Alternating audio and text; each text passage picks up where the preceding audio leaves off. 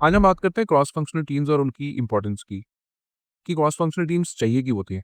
एक centre point होता है हर ऑर्गेनाइजेशन का, जो ऑपरेशंस है, ऑपरेशंस टीम, राइट? जिससे एक्सपेक्टेड है सब कुछ डिलीवर करना, जो भी आउटपुट है वो, जो मेजरली जो प्राइमरीली टीम जिस पे काम करती है वो ऑपरेशंस टीम है, राइट? अब क्रॉस फंक्शनल टीम्स क्या होती हैं? Hiring, recruitment, HR, admin, IT. But broadly ये 3-4 ऐसी टीम्स हैं जो मिड साइज और बिग साइज ऑर्गेनाइजेशन में स्टैंडर्ड टीम्स हैं जो होती ही होती हैं, राइट? अब ये टीम्स क्यों ज़रूरी है? क्योंकि इसको ऐसे समझते हैं कि लेट्स से आप ऑपरेशंस के responsible team leader, manager, am, whatever your designation is, आप ऑपरेशंस मैनेज करते हो, राइट? तो आपका काम क्या है? आपका काम ये है कि रोज़ आपकी टीम के लोग आएँ, वो बैठें, काम करें। आपने जिस क्लाइंट आउटपुट पे आपने डिलीवर करना है, आप उस पे फ़ोकस कर सको और आप उस पे डिलीवर कर सको। अगर इसके साथ-साथ आपको हम ये कहें कि आपकी टीम में से कोई छोड़ के चला गया, अब आप मार्केट में जाओ और ढूँढो कि इस टीम को बैकफ़िल कैसे करना है। या हम आपको ये कहें कि आपने आज अपना क्लाइंट की रिपोर्टिंग आप बना रहे हो, ठीक है, लेकिन आप अपनी टीम का पेरोल बैठ के कैलकुलेट करो कि कितनी सैलरीज़ बनी, कितने लोग प्रेज़ेंट थे, कब प्रेज़ेंट थे, किसकी पेड लीव्स थी, किसकी अनपेड लीव्स थी, किसकी सैलरी स्ट्रक्चर के हिसाब से कितनी सैलरी डिपॉज़िट होनी है, या किसका कितना गवर्नमेंट कंप्लायंसेस के हिसाब से पीएफ डिपॉज़िट होना है। या फिर आपको कोई कहे कि सिस्टम्स खराब हो गए हैं, अब आप सिस्टम्स चेक करो कि सिस्टम्स क्यों नहीं चल रहे हैं। सो क्या आप सब कुछ कर सकते हो? नहीं कर सकते ना, तभी तो क्रॉस फंक्शनल टीम्स बनाई गई हैं। लेकिन हम में से बहुत से लोग ऐसे हैं जो ये गलती करते हैं। वो ये सोचते हैं कि वो सुपरमैन है और वो सब कुछ खुद करने की कोशिश करते हैं। अब उसमें प्रॉब्लम क्या है? कर लो, अच्छा है अगर आपको क्रॉस फंक्शंस की नॉलेज है और आप उसको हैंडल कर सकते हो कुछ सिचुएशंस को, तो वो अच्छा है, जानने के लिए अच्छा है। लेकिन अगर आप ये सोचो कि क्रॉस फंक्शनल टीम्स की तो ज़रूरत ही नहीं है, मैं खुद ही सब कुछ कर लूँगा, तो वो आपकी ग्रोथ में इम्पैक्ट करेगा।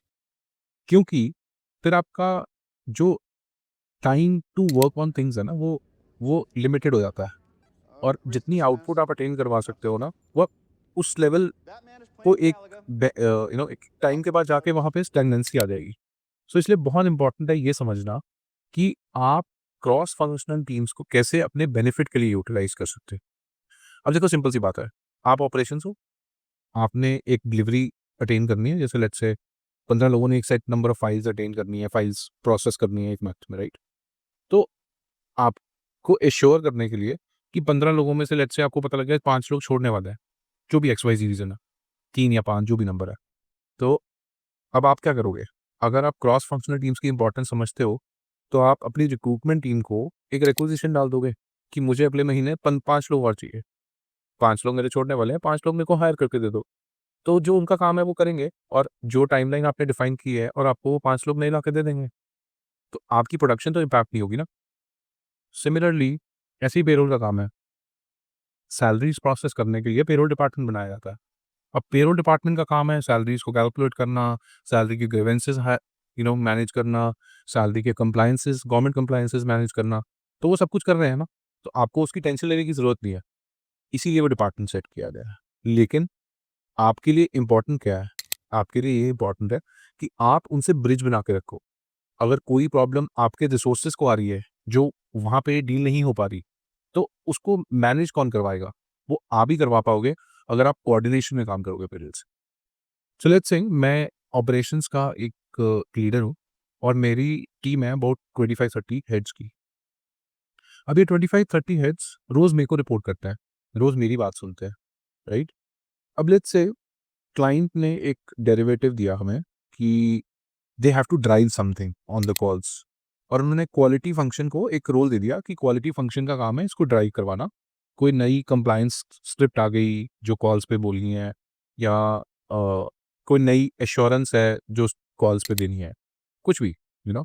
सो अगर क्लाइंट ने वो एक डेरिवेटिव दे दिया और क्वालिटी टीम को बोला कि इसको आप ड्राइव करो, right?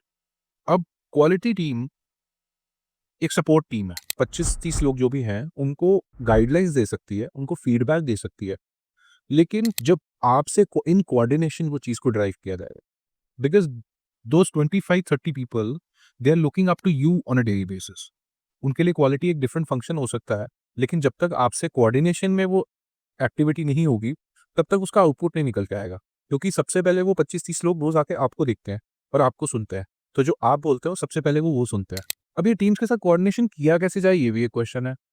So what is important is to define some time in a month, maybe once a month or twice a month, when you sit with the leaders of these teams. So basically, let's say IT team है, HR team है, recruitment team है और आपकी quality team है। अब अगर ये silos में काम करते रहेंगे, तो कभी भी हम कॉमन गोल की तरफ काम नहीं कर पाएंगे।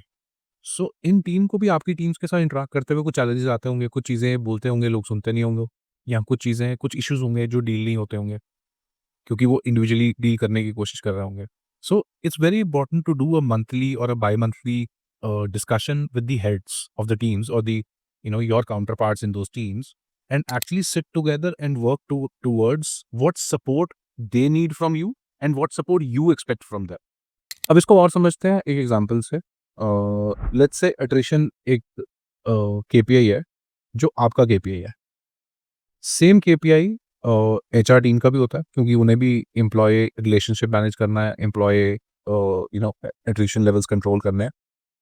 अब आप अपने एंड पे एट्रिशन पे काम कर रहे हो, आप अपने एंड पे जितना का आप प्रोडक्शन आवर्स के अलावा लोगों से बात कर सकते हो वो बात कर रहे हो, समझ रहे हो कि क्या इश्यूज हैं, उनको डील करने की कोशिश कर रहे हो, राइट।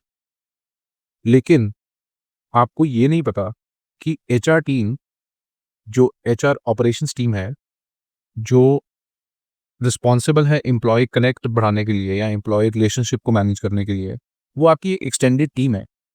आपको जो रिपोर्ट करते हैं उनके अलावा वो आपको एक्सटेंडेड सपोर्ट मिली हुई है। तो अगर आप उन्हें एंगेज करो, लेट्स से आप एचआर फंक्शन को एंगेज करो और आप उनको बोलो कि मुझे चाहिए कि हफ्ते में मेरे पास ये 1 घंटे का या 2 घंटे का स्लॉट है, जिस स्लॉट में मेरी मैन पावर फ्री होती है।